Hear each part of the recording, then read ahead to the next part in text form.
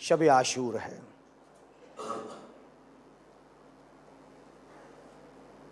شب جمعہ بھی ہے، اور کربلا میں بھی جو شب عاشور آئی تھی شب جمعہ ہی تھی۔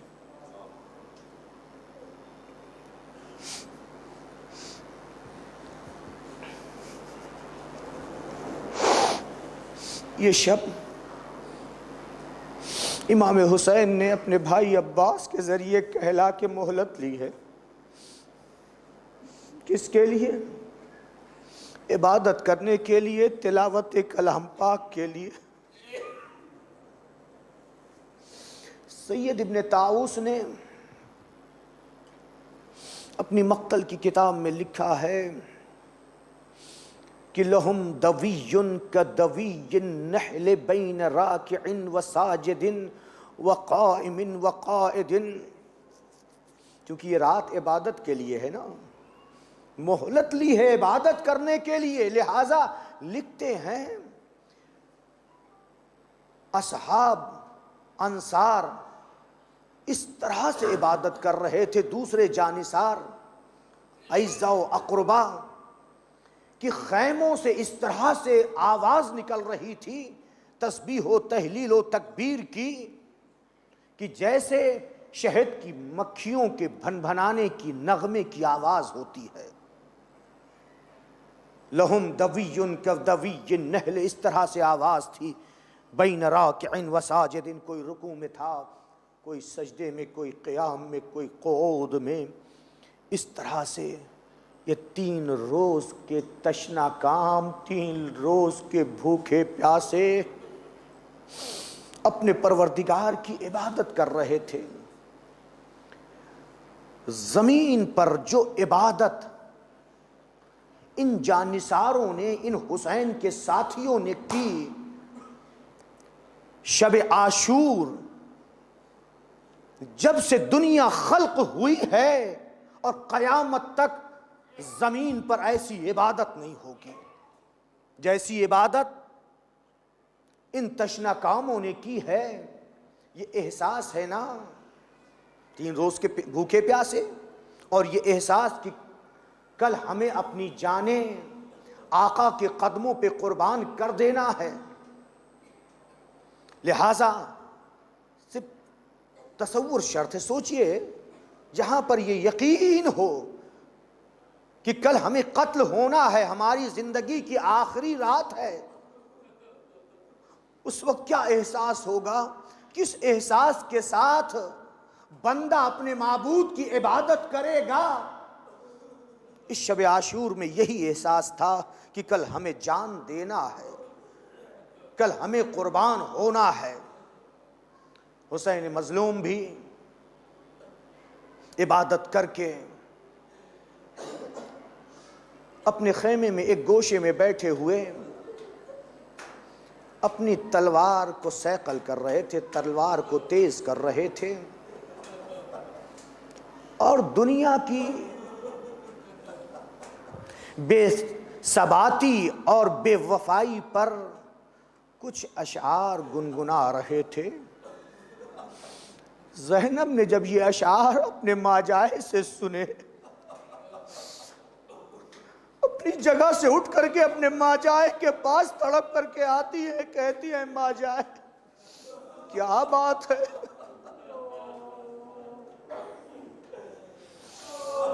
کہا ہے بہن زینب تھوڑی دیر کے لیے میری آنکھ لگ گئی تھی، میں نے خواب میں دیکھا نانا رسول خدا، بابا علی مرتضیٰ، ماں فاطمہ زہرا، بھیا حسن تشریف لائے ہیں، مجھے کہہ رہے ہیں اے حسین کل تم میرے پاس ہوگے۔ ارے جناب زینب نے جب یہ جملہ سنا، زینب میں تاب ضبط نہ رہی، اس طرح سے تڑپ تڑپ کے گریہ کیا کہ زینب بے ہوش ہو گئی۔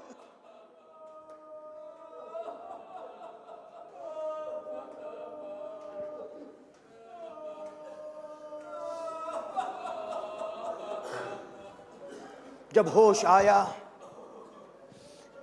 امام مظلوم سمجھا رہے بہن زینب جب نانا نہ رہے، بابا نہ رہے، مادر گرامی نہ رہی، بھیا نہ رہے تو کون رہے گا؟ اس دنیا میں جو بھی آیا ہے اسے اس دنیا سے کوچ کرنا ہے۔ لیکن اے بہن، میری یہ وصیت یاد رکھنا، جب مجھے قتل کر دیا جائے تو میری شہادت کے بعد بہت ہی جزا و فضا نہ کرنا، صبر کرنا۔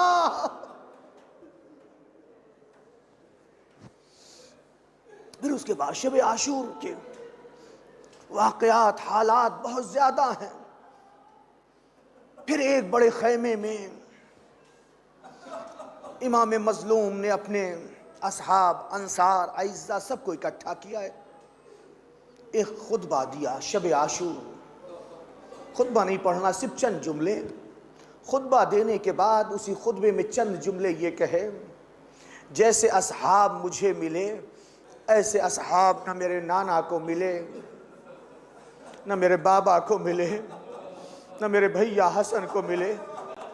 جیسے اہل بیت ہمارے ہیں وفادار اور وابستہ رہنے والے، ایسے اہل بیت کسی کے نہیں۔ اور پھر اس کے بعد یہ فرمایا کہ دیکھو، کل قربانی کا دن ہے، یہ ہمارے خون کے پیاسے ہیں، تم سے ان کو کوئی سروکار نہیں ہے، لہٰذا میں تمہاری گردنوں سے بار بیعت اٹھا لیتا ہوں۔ تم رات کی تاریکی کو مرکب بنا کر کے جاؤ، چلے جاؤ، رات کی تاریکی سے فائدہ اٹھا کر کے جاؤ، چلے جاؤ، میں بار بیعت اٹھا لیتا ہوں، کیونکہ یہ میرے خون کے پیاسے ہیں، تم سے ان کو کوئی مطلب نہیں ہے۔ جب امام حسین نے یہ جملہ کہا، اون محمد کھڑے ہوئے اپنے حساب سے بیان کیا۔ اسی طرح سے اولاد عقیل نے بھی یہ کہا کہ آپ کے بعد ہم زندہ رہ کر کے کیا کریں گے، ایسی زندگی پر تف ہو۔ یا اسی طرح سے دوسرے اصحاب و انصار، دوسرے چاہنے والوں نے جملہ سمیٹ کے عرض کر دوں، یہ کہا، اے آقا، ایک مرتبہ کی موت کیا، اگر 70 بار ہمیں قتل کیا جائے اور زندگی عطا کی جائے، پھر بھی ہم آپ کی نصرت سے منہ نہ موڑیں گے۔ امام حسین نے سب کے لیے دعا کی، دعائے خیر کی، پھر سب کے مقامات جو تھے وہ دکھائے، اور پھر شب عاشور کے حالات میں سے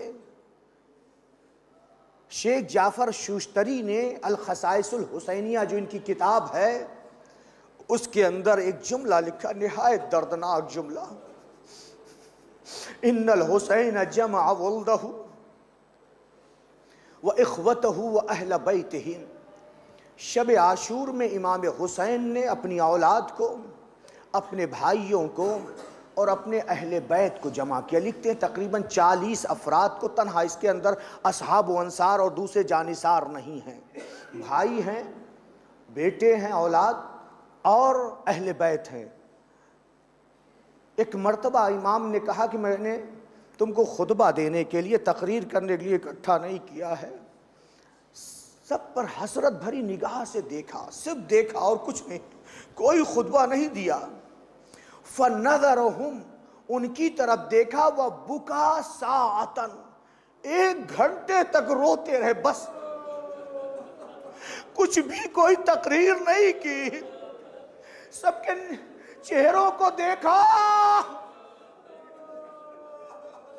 عباس پہ نگاہ ڈالی، علی اکبر پہ نگاہ ڈالی، قاسم پہ نگاہ ڈالی، اون محمد پہ نگاہ ڈالی، علی اصغر پہ نگاہ ڈالی، سب پہ نگاہ ڈالی، اور اس کے بعد روتے رہے۔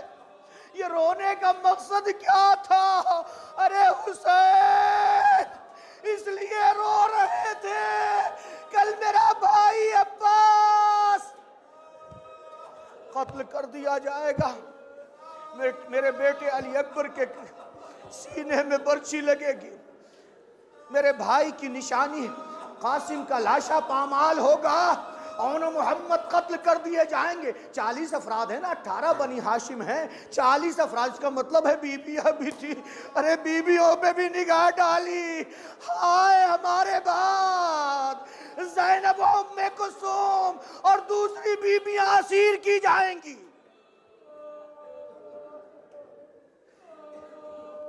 اجرکم علی اللہ. امام حسین جب سب کو قربان کر چکے، کوئی بھی باقی نہیں، جناب علی اکبر کی میت خیمے میں لا چکے، بیبیاں گریہ کر چکی، اب مردوں میں کوئی نہیں بچا ہے. سید سجاد تو بیمار تھے غش کے عالم میں. حسین ادھر نگاہ ڈال رہے ہیں، ادھر سارے خیمے خالی نظر آئے.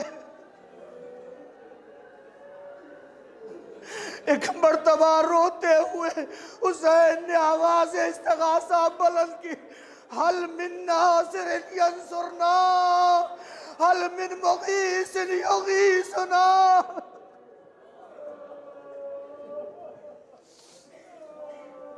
حسین کی مظلومیت و بے کسی کو دیکھیے. یہ آواز استغاثہ بلند کی، کیا کوئی ہے جو میری مدد کو پہنچے؟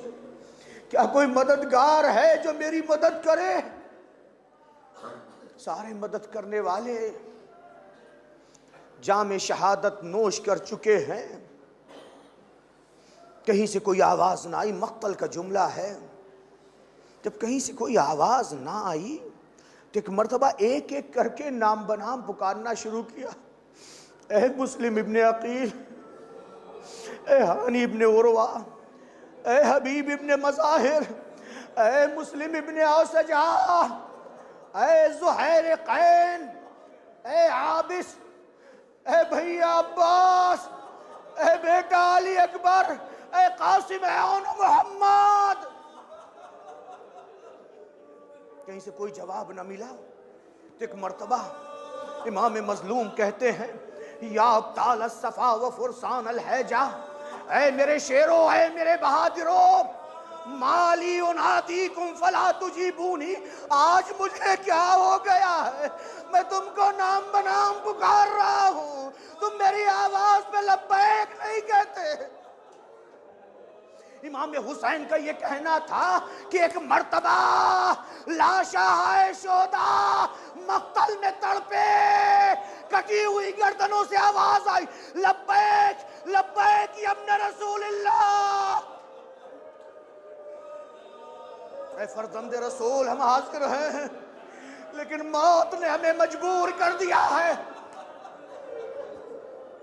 یہ امام حسین کی آواز استغاثہ کا پہلا اثر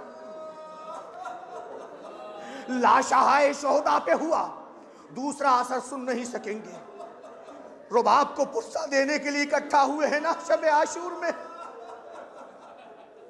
دوسرا اثر حسین کے 6 مہینے کے بچے پہ ہوا جو گہوارے میں تھا، جسے 3 دن سے پانی نہیں پلا ہے، ماں کا دودھ خشک ہو چکا ہے. ہائے، علی اصغر نے آواز استغاثہ سن کر خود کو جھولے سے گرا دیا. جب علی اصغر نے خود کو جھولے سے گرا دیا، بیبیوں میں کوہرام عظیم برپا ہوا. امام مظلوم در خیمہ پر آئے، آواز دی، اے بہن زینب، ابھی حسین زندہ ہے. حسین کی زندگی میں صدائے گریہ کیوں بلند ہوئی؟ جناب زینب نے کہا، بھئیا ششماہے نے خود کو جھولے سے گرا دیا. امام مظلوم نے کہا، اے بہن رباب سے کہو اپنے لال کو مجھے لا کر کے دے، میں اشقیہ کے مقابل میں لے کر کے جاتا ہوں، شاید بچہ سمجھ کر کے پانی پلا دے. رباب نے اپنے لال علی اصغر کو لا کر کے امام حسین کی آغوش میں دیا. امام حسین نے اپنے لال علی اصغر کو لیا، سینے سے لگایا، لے کر کے اشقیہ کی طرف چلے. مقتل کا جو جملہ ہے، تمازت آفتاب یعنی دھوپ سے بچنے کے لیے اپنے ابا کا دامن جناب علی اصغر کے اوپر کر دیا تھا اور اس طرح سے لے کر کے جا رہے تھے اشقیہ کی طرف. اشقیہ یہ سمجھ رہے تھے کہ شاید حسین قرآن لے کر آ رہے ہیں بیعت لینے کے لیے، لیکن امام مظلوم جب اشقیہ کے مقابل میں پہنچے، ابا کا دامن ہٹایا تو اشقیہ نے کیا دیکھا؟ ہائے، قرآن سامت تو نہیں ہے لیکن قرآن ناطق کی ایک چھوٹی سی آیت ضرور ہے. اشقیہ کے مقابل میں پہنچ کر کے امام مظلوم ایک مرتبہ آواز دیتے ہیں افلا تنظرون الی ولدی کیف یتلظی من العطش، کیا تم میرے اس بچے کو نہیں دیکھتے ہو؟ اس طرح سے کر کے اشقیاء کے سامنے، کیا تم میرے اس بچے کو نہیں دیکھتے ہو کس طرح سے پیاس کی وجہ سے کبھی منہ کو کھولتا ہے اور کبھی منہ کو بند کر دیتا ہے۔ لفظ یتلظی استعمال کیا ہے جس کا ہم لوگ اردو میں ترجمہ کر دیتے ہیں کہ کس طرح سے جاں بلب ہے۔ بعض علماء نے اس کی وضاحت کی ہے لفظ یتلظی کی، کہ لفظ یتلظی عرب میں کب استعمال کیا جاتا ہے؟ سنا ہوگا آپ نے خطبہ و ذاکرین سے کہ جب مچھلی کو پانی سے نکالا جاتا ہے تو مچھلی پر 3 حالتیں طاری ہوتی ہیں۔ پہلی حالت یہ ہوتی ہے کہ مچھلی ایک جگہ سے دوسری جگہ اچھلتی ہے، دوسری حالت یہ طاری ہوتی ہے کہ اب اچھل نہیں سکتی ہے، صرف اپنی جگہ پہ کروٹ بدلتی ہے، اور تیسری حالت یہ ہوتی ہے کہ اب نہ اچھل سکتی ہے نہ کروٹ بدل سکتی ہے، کبھی پیاس کی وجہ سے منہ کو کھولتی ہے اور کبھی بند کرتی ہے۔ لفظ یتلظی اسی تیسری حالت کے لیے عرب استعمال کرتے ہیں۔ اسی لیے امام مظلوم نے کہا کیا تم میرے لال علی اصغر کو نہیں دیکھتے کس طرح سے پیاس کی وجہ سے کبھی منہ کو کھول رہا ہے کبھی بند کر رہا ہے؟ آؤ اسے پانی پلا دو۔ کوئی آگے نہ بڑھا۔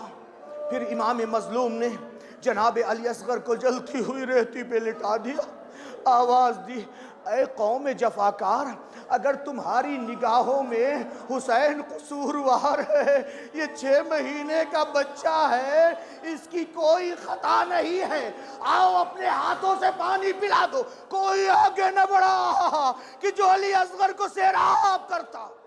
امام مظلوم نے پھر اپنے ہاتھوں پہ اٹھایا اور اٹھانے کے بعد کہا اے بیٹا علی اصغر، علی اصغر کے چہرے کو دیکھا اور دیکھنے کے بعد کہا اے بیٹا علی اصغر، تم بھی تو حجت خدا کے لال ہو، اپنی حجت کو ان پر تمام کر دو۔ مقتل کا جملہ ہے۔ علی اصغر نے ایک مرتبہ اپنے بابا کو دیکھا، پھر اشقیاء کی طرف اپنے چہرے کو موڑا، اور موڑنے کے بعد جناب علی اصغر نے اپنی سوکھی ہوئی زبان کو پپڑائے ہوئے ہونٹوں پہ پھیرنا شروع کر دیا۔ ارے جب اشقیاء نے جناب علی اصغر کی حالت دیکھی، اشقیاء منہ پھیر پھیر کر رونے لگے۔ عمر سعد نے جب اپنی فوج کی حالت دیکھی، ایک مرتبہ رکاب پہ بلند ہوا، آواز دی آئینہ آئینہ ہرملا، اے ہرملا تو کہاں ہے؟ اقطع کلام الحسین، حسین کے کلام کو منقطع کر دے۔ ہرملا کہتا ہے کہ دونوں کو جواب دوں یا ایک کو جواب دوں؟ یعنی اس کا مقصد یہ تھا کہ ایک کو نشانہ بناؤ، مقتل کا جملہ ہے، یہ دونوں کو۔ عمر سعد نے کہا علی اصغر کے حلقوم کی سفیدی نہیں دیکھتے ہو، یعنی مراد یہ ہے کہ علی اصغر کے گلے پر مارو۔ ہرملا کوفے کا سب سے بڑا تیر انداز تھا، اس نے 3 پال کے تیر کو چلے کمان میں جوڑا، ہوا میں رہا کیا، تیر سنسناتا ہوا چلا۔ ارے قیامت آ گئی، گلوے علی اصغر کو چھیدتا ہوا، بازوئے حسین کو توڑتا ہوا تیر نکل گیا۔ کہاں 3 پال کا تیر، کہاں باریک سی گردان۔ اسی لیے مقتل کا جملہ ہے کہ اس تیر نے جناب علی اصغر کا گلا نہیں چھیدا تھا، بلکہ جناب علی اصغر کو ذبح کر دیا تھا۔ من الاذن الی الاذن، جناب علی اصغر کو ذبح کر دیا۔ اب امام حسین نے اپنے چلو کو خون علی اصغر سے بھرا۔ مقتل میں یہ جملہ ہے کہ خون علی اصغر کو آسمان کی طرف پھینکا، ایک بھی قطرہ زمین پر نہ گرا۔ اب علی اصغر کی میت کو لیے ہوئے خیمے کی طرف چلے۔ اب جب خیمے کی طرف بڑھ رہے ہیں، پھر پلٹ کر کے آ جا رہے ہیں، بڑھ رہے ہیں پھر پلٹ کر کے آ جا رہے ہیں۔ جناب مختار نے جو انتقام لیا تھا، جتنے بھی قاتلان حسین تھے ان میں سے ایک سے تم پوچھا کہ تم کو حسین پر رحم کب آیا؟ پورے حالات میں اس نے کہا ایک موقع پر، خود ظالم کہہ رہا ہے، ایک موقع پر رحم آیا. وہ کہتا ہے اس وقت جب علی اصغر کا گلا چھٹ چکا تھا اور حسین اپنے سینے سے لگائے ہوئے تھے، علی اصغر کا خون بہ رہا تھا حسین کے سینے پر اور حسین سینے سے لگائے ہوئے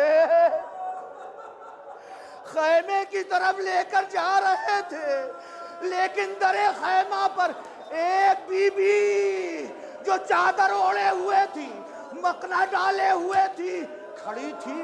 اس بی بی کو دیکھ کر امام حسین پیچھے آ جا رہے تھے. اس وقت میں نے دعا کی تھی، میرے معبود مجھے موت آ جائے، مجھ سے یہ حسین کا منظر دیکھا نہیں جا رہا تھا. وہ کہتا ہے یقیناً وہ رباب تھی. ارے حسین جب لے کر کے چلے رباب نظر آتی تھی، یہ سوچ کے پیچھے ہٹ جاتے تھے کہ رباب کو میں کیا جواب دوں گا. یہ کہہ کے لایا تھا لاؤ پانی پلا کے لاتا ہوں.